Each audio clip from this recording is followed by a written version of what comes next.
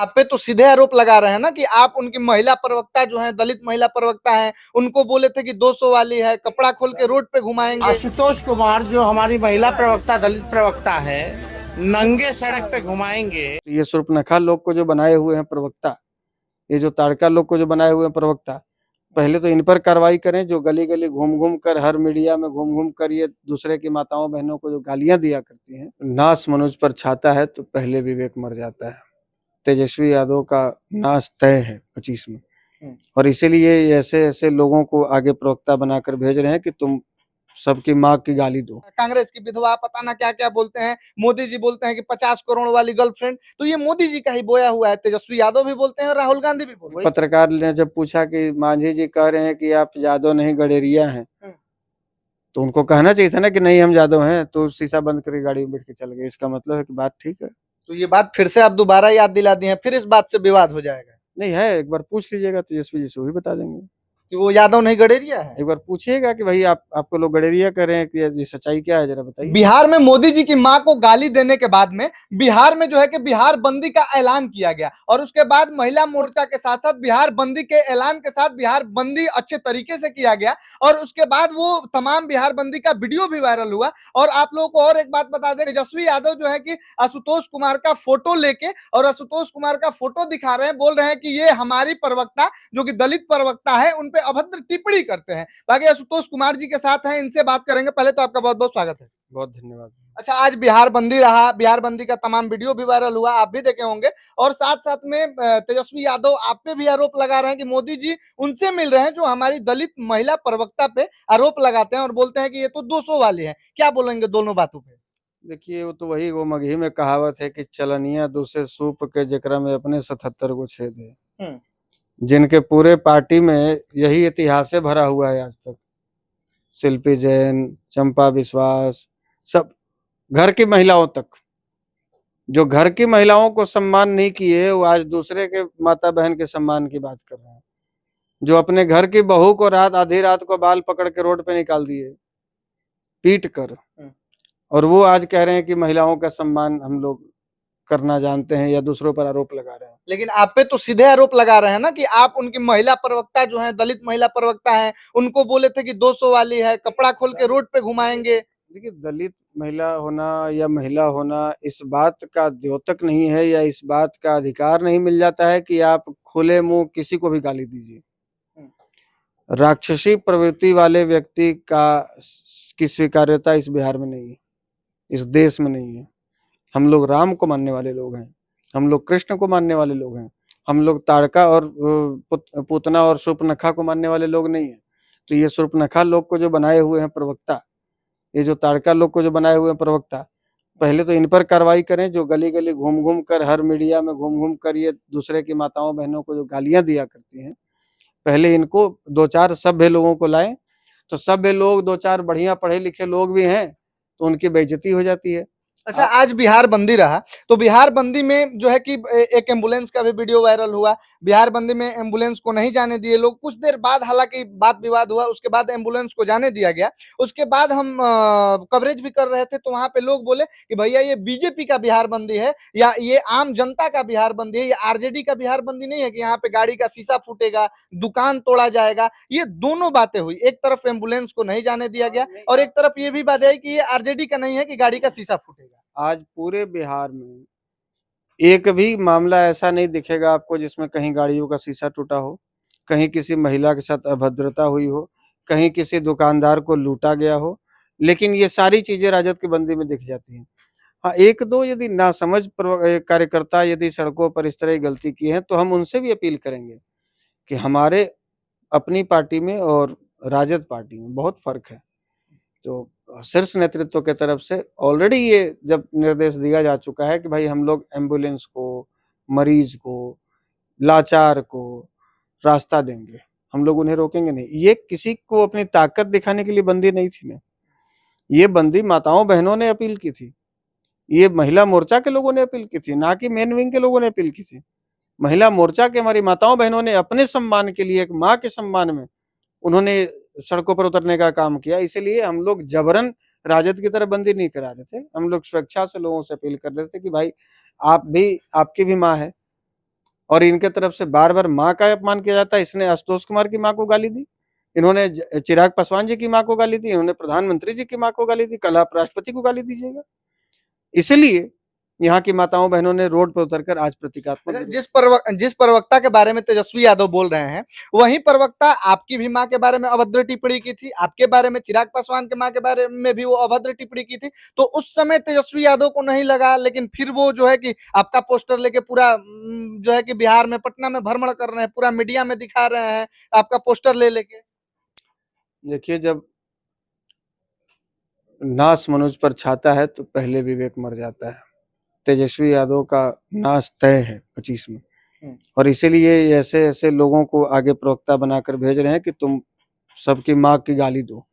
हम तो उनसे रिक्वेस्ट करेंगे कि अपने चुनावी घोषणा पत्र में माँ की गाली क्यों नहीं शामिल कर देते हैं कि भाई यदि हमारी सरकार बनती है तो बिहार में 14 करोड़ आवाम को माँ की गाली दी जाएगी, सबके माँ को अपमानित किया जाएगा। ये माँ को ही गाली देना है इनके एजेंडे में, कभी प्रधानमंत्री जी के, कभी केंद्रीय मंत्री को, कभी एक सामाजिक कार्यकर्ता को, सबकी माँ को गाली देनी है। इनके कार्यकर्ता भी जितने आईटी टीम के लोग हैं, जैसे आईटी टीम के लोग तो बीजेपी में भी हैं, भाई ये सच्चाई है। आईटी टीम के लोग जनसुराज में भी हैं, हर पार्टी में है, कांग्रेस में भी है, जेडीयू में भी है। लेकिन बाकी के आईटी टीम के लोग यदि जवाब देते हैं सोशल मीडिया पर तो वो तार्किक जवाब देते हैं, लेकिन राजद की आईटी टीम के लोग यदि जवाब देंगे तो केवल गाली देते हैं। लेकिन तेजस्वी यादव, राहुल गांधी एक बार भी नहीं बोले कि जिस लड़के ने गाली दिया है वो गलत किया है, सही किया है, क्या किया है, उस पर वो टिप्पणी ही नहीं कर रहे। वो डायरेक्ट यही बोल रहे हैं कि मोदी जी का बीज ये बोया हुआ है, आज मोदी जी काट रहे हैं। मोदी जी बोलते हैं कि कांग्रेस की विधवा, पता ना क्या क्या बोलते हैं। मोदी जी बोलते हैं कि 50 करोड़ वाली गर्लफ्रेंड, तो ये मोदी जी का ही बोया हुआ है। तेजस्वी यादव भी बोलते हैं और राहुल गांधी भी बोलते हैं। वही कह रहे हैं कि कितने बेशरम लोग हैं, कम से कम अब तो माफी मांगे। आज तो लाखों माताओं ने सड़क पर उतरकर इसका विरोध किया।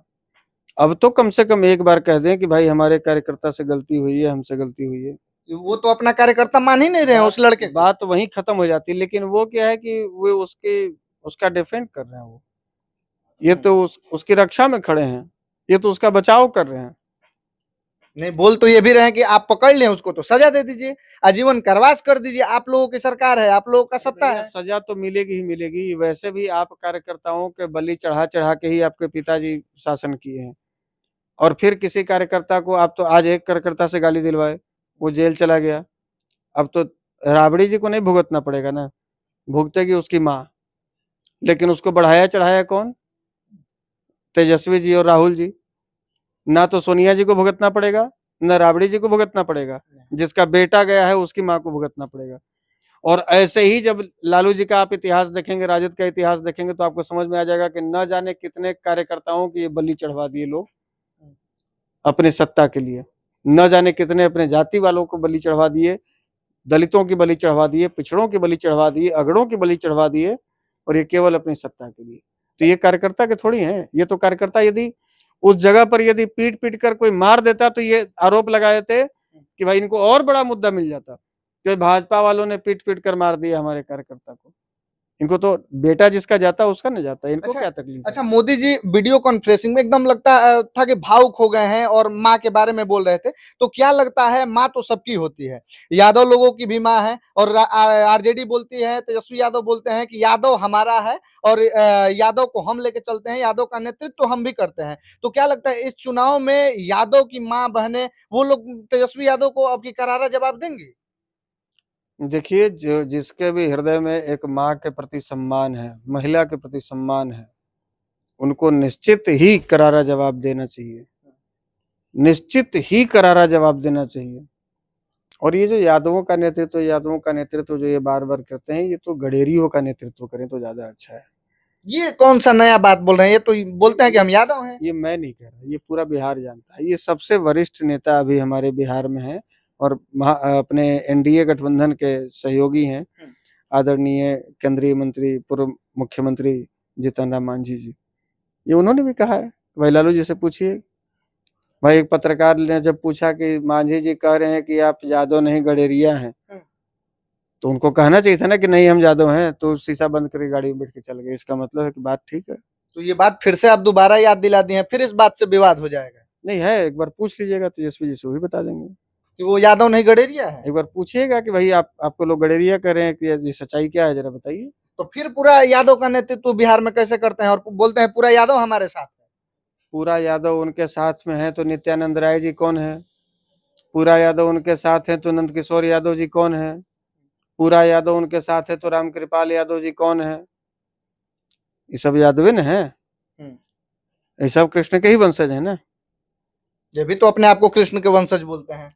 अब बोलते हैं वो अलग बात है, हम मना नहीं कर रहे हैं कि कृष्ण के वंशज नहीं है, सब लोग कृष्ण के वंशज हैं, सब लोग राम के वंशज हैं। इस देश में जो लोग पैदा लिया वो सब राम कृष्ण के ही वंशज हैं।